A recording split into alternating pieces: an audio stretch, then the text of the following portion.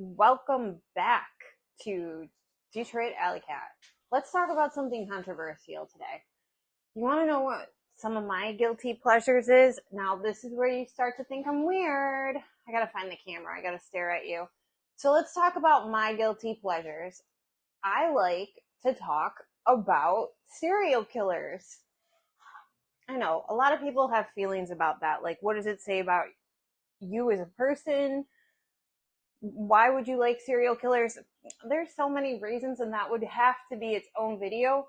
But let's talk about one of my, and I really hate to say favorite, but one of my guilty pleasure serial killers that I don't mind discussing. We're going to talk about Jeffrey Dahmer. Now, I have to work, so we're going to do like a work log and talk about Jeffrey Dahmer.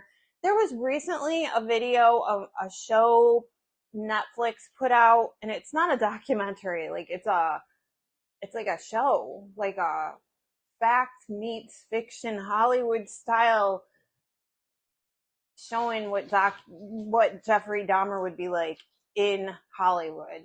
And I'm not gonna lie, it made him look good, but that is not the real Jeffrey Dahmer. I could just tell you so many things about Jeffrey Dahmer and why I'm intrigued.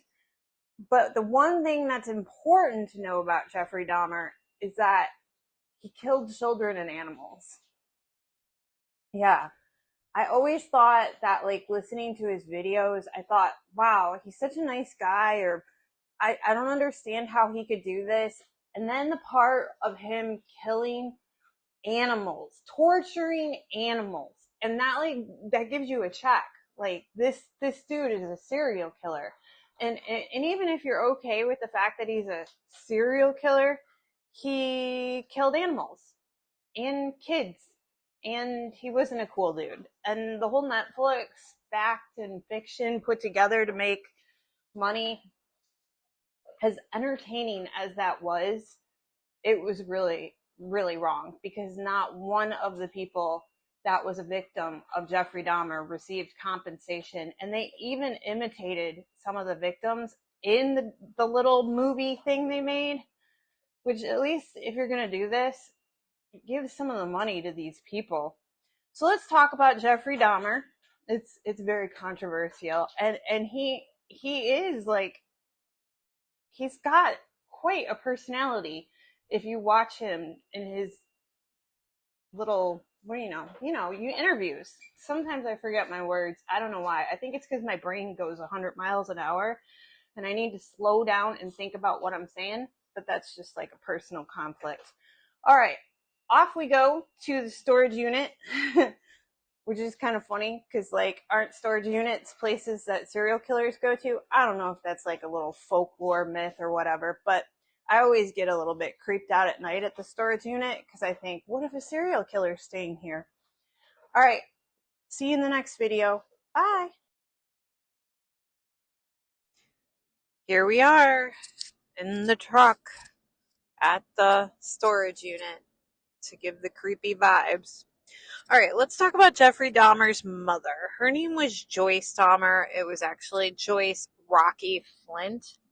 What an odd middle nickname for a serial killer's mother. I don't know. Okay, the one thing that I thought was of noteworthy about Jeffrey Dahmer's mother is that she was known to have a lot of illnesses when Jeffrey Dahmer was young. She was supposed to be a hypochondriac.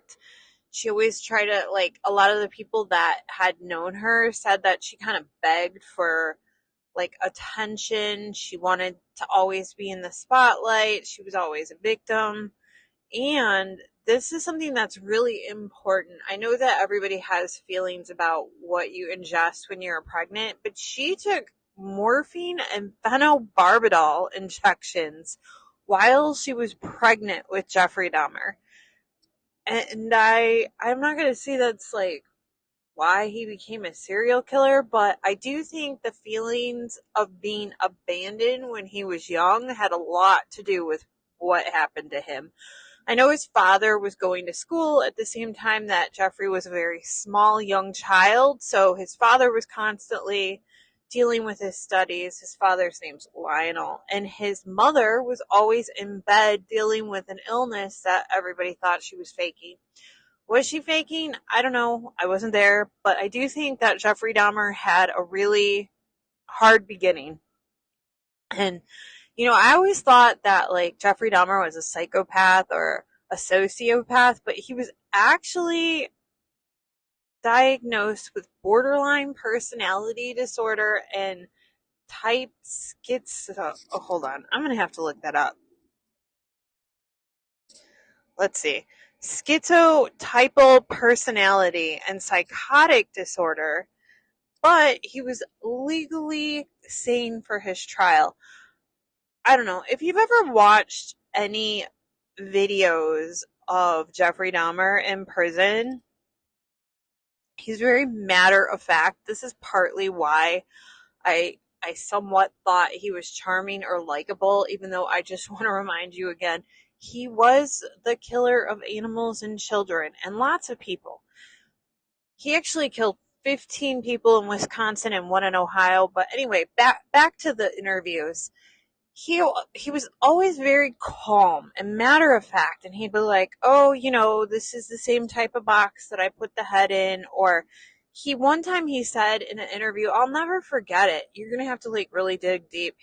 He says, I'm exactly where I'm supposed to be, I'm not supposed to be out. And he was so devoid of emotion, and it just struck me like he's serious. Like he's serious. He knows he shouldn't be out of here. And he said, I would probably kill again. Which always has like, it didn't scare me, but it was just like so truthful and so matter of fact and devoid of emotions. Like, can you imagine what type of human you have to be to say, I'm exactly where I'm supposed to be, and if I was let out, I would be able to kill again? Okay, I'll see you at the house. I gotta get some work done. Oh, I'm back. I don't know why it wears me out going to that storage unit. And also, can I just take a moment to tell you how much I freaking hate feathers? I have to fix feather headdresses and bedazzle things. And I'm just not doing it out of want. I'm doing it because I have to, which makes it different. But anyway, let's keep talking about Jeffrey Dahmer before I start to go work. Listen, I could give you a timeline of his life. I think I should. But I want to talk about one more thing that, like, all the things don't talk about. Jeffrey Dahmer was gay. We're not talking a little bit gay. We're talking full on. I am. Oh, I hope this was working. I love men gay. Now, this is important because Jeffrey Dahmer was gay at a time that men were not able to be full on I'm gay. I don't even think you can be full on I'm gay now for men. There's such a stigma. You can literally be beheaded still to this day in other countries for being gay. That's crazy. Like, why do you care if that man likes another man? Like, really, why do you care? I don't know. They do. It's minding other people's business is what that is. So his father, Lionel Dahmer, he would refuse to accept his son was gay. And like still in the interviews in prison, Lionel still talked about how he was not happy that his son was gay. I don't know, man. I'm just gonna say that like a gay man is gay and you can't change that. Like, you can't make them want women. They're gay. The wiring has been changed. This dude's so gay that he killed gay men. Or, I mean, I think there were a couple straight dudes in there. But, like, he literally killed men because he was attracted to them. Because he was gay. And Lionel couldn't accept it. And I'm just gonna push a theory out. I think that Jeffrey Dahmer, the way he turned out, has a lot to do with his family and how they treated him. And the reason I know this is because every time I think of all the messed up things that I do, it always goes back to my parents. It really does. I'm not blaming them. I released my parents from having the responsibility of me doing everything wrong. But you get what I'm saying?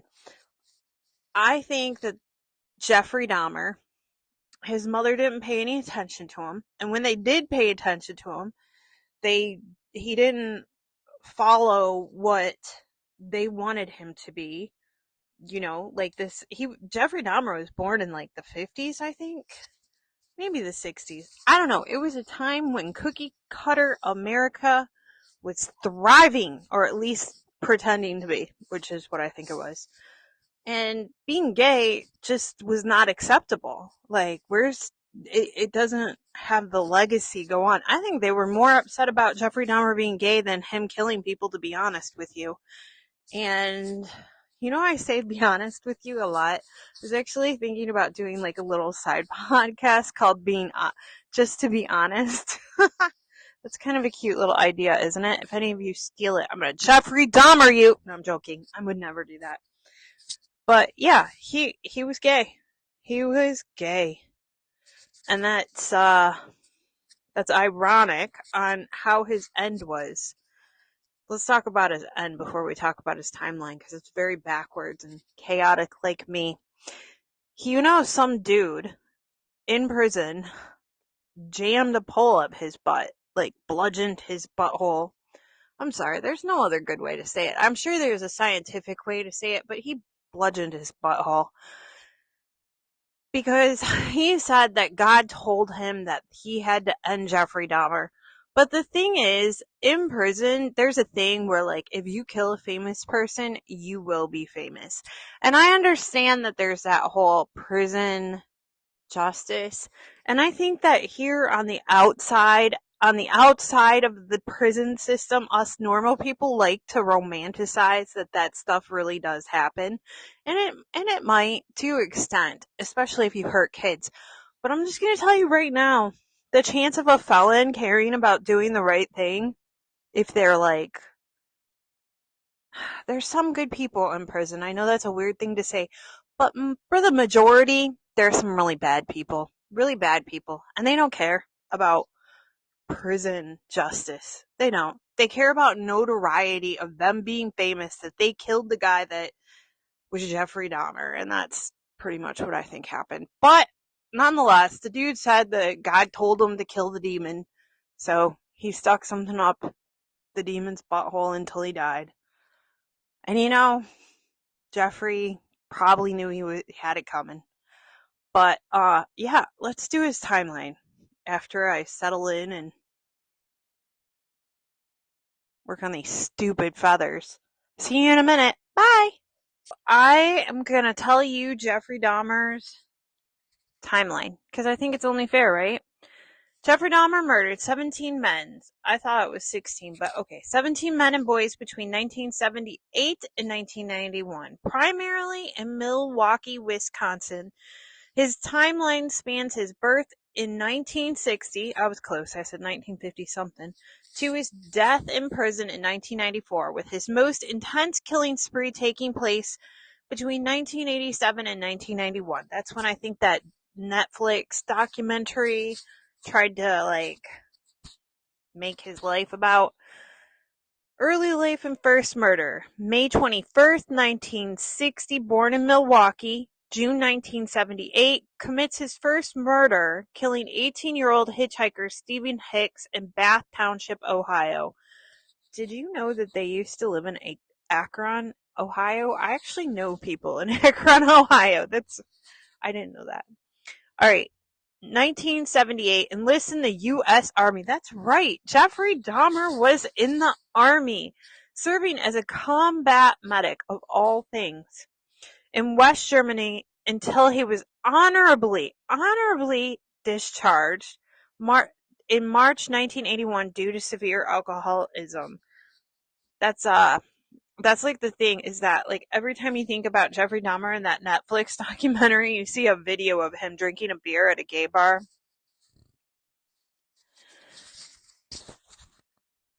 I'm back. All right. The killing spree resumes. September 15th, 1987, after a 6-year hiatus, he commits his second murder, killing Stephen Taomi in Milwaukee, 1988 to 1990. Murder escalates in frequency. Dahmer preys on the vulnerable young men and boys, bringing them to his apartment where he drugs, sexually assaults, and dismembers him. September 1988, briefly arrested for assaulting a 14-year-old boy. He serves 10 months in Milwaukee House of Correction. 10 months. 10 months. 10 months. I just keep saying it because I can't believe it. July 22nd, 1991, intended victim Tracy Edwards escapes Dahmer's apartment with handcuffs still attached to his wrist, flags down Milwaukee police officers. July 23rd, which is my birthday, 1991, police enter Dahmer's apartment, discover decapitated heads and numerous human remains, and officially arrest him. Now that is something interesting because he would cut people up. People as in men. That was what he liked to do. And I don't think it's because he wanted to eat them. I think he wanted to get rid of them and didn't know how to get rid of them. And so he kept them in his refrigerator. He also liked skulls. Like, he had so many weird things that people really didn't know. Like, he also had yellow contacts and he would wear them. Does anybody ever remember hearing about how Jeffrey Dahmer liked to wear yellow contacts? He liked to think that he was a demon. I mean, he kind of was. But yeah, he cut people up, he boiled them, he took their skulls, he kept their penises, he put them in the refrigerator, he shoved it down the pipes. I think that's why he eventually got caught, besides that guy running out. His neighbors complained so much about the smell of Jeffrey Dahmer's apartment. And the crazy thing is that he just kept shoving dead people down his pipes and no one caught him. And his neighbors were like, there's something wrong. It smells like dead people. But the other thing about Jeffrey Dahmer is he lived in a pretty not affluent neighborhood at the time. So he lived in I don't want to say the ghetto, but it was not the ritzy part of town. And I think he did that on purpose. You know, rent's cheap, stay low. Cops don't really do the greatest of jobs in poor neighborhoods. All right. February 15th, 1992, a jury finds Dahmer legally sane and convicts him of 15 counts of murder, resulting in an initial 15 consecutive life sentence. A 16th life sentence is later added for the 1978 murder of Stephen Hicks. I want to say he also drilled a hole in a young boy's head, but I don't have that information in front of me. There is another documentary or mockumentary, and this is kind of crazy because my daughter hates serial killers, hates them. But she watched this one mockumentary. I haven't seen it, so I don't know what it is, but it's called My Friend Jeffrey Dahmer. And it actually made her feel really bad for Jeffrey Dahmer. Like, we don't feel bad as in we don't think he got what he deserved, but like also like she said watching it gives a spin on his life that everybody should see. And I just think that Jeffrey Dahmer was one of the most prolific serial killers of the time, and also a great example of what happens if your family doesn't support you and they just, he was gay. He was gay. And they cared more about him being gay than a killer, which is crazy.